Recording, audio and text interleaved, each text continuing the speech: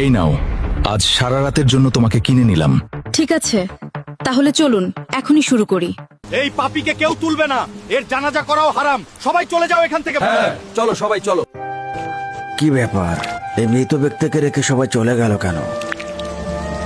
পাপী হলেও কি সে মানুষ না?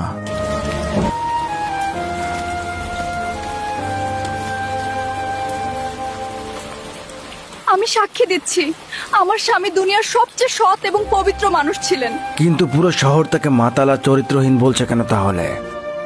আমার স্বামী প্রতিদিন মদ কিনতো, কিন্তু সেটা খাওয়ার জন্য নয়, ড্রেনে ফেলে দেওয়ার জন্য। আর লোকজন তাকে চরিত্রহীন কেন বললো তাহলে? কি বলবো জনাব,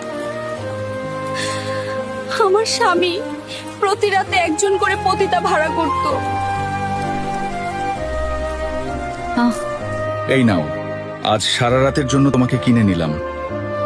ঠিক আছে, তাহলে চলুন এখনই শুরু করি। না, আমি কিছু করতে আসিনি। তোমাকে আজ সারা রাতের ইনকাম দিয়ে দিচ্ছি, বিনিময়ে তুমি আজকে ঘরের দরজা লাগিয়ে রাখবে।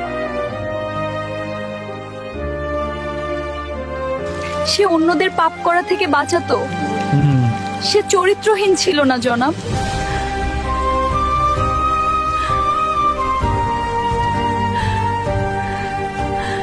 তার এই কর্মকাণ্ডের জন্য আমি তাকে সব সময় বলতাম, কিন্তু সে কি বলতো জানেন?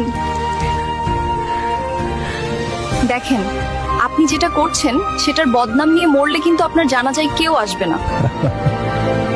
ভয় পেও না, আমার জানাজা স্বয়ং বাদশা এবং শহরের সবচেয়ে সৎ মানুষেরা পড়বে।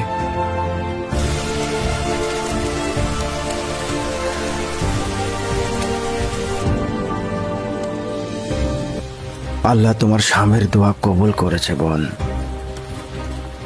আমি সেই বাদশা।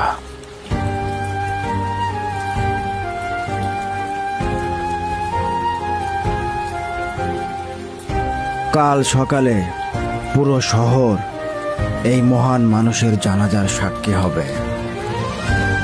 অনেক সময় চোখ যা দেখে তা সবসময় সত্যি হয় না। কাউকে বিচার করার আগে তার ভেতরের গল্পটা জানতে হয়। অন্যের নিন্দা না করে সময়টা ভালো কাজে লাগান। ভিডিওটা ভালো লাগলে অবশ্যই লাইক এবং কমেন্ট করবেন। সামনে আরো দারুণ ভিডিও আসছে, পেজটাকে ফলো দিয়ে সাথে থাকবেন।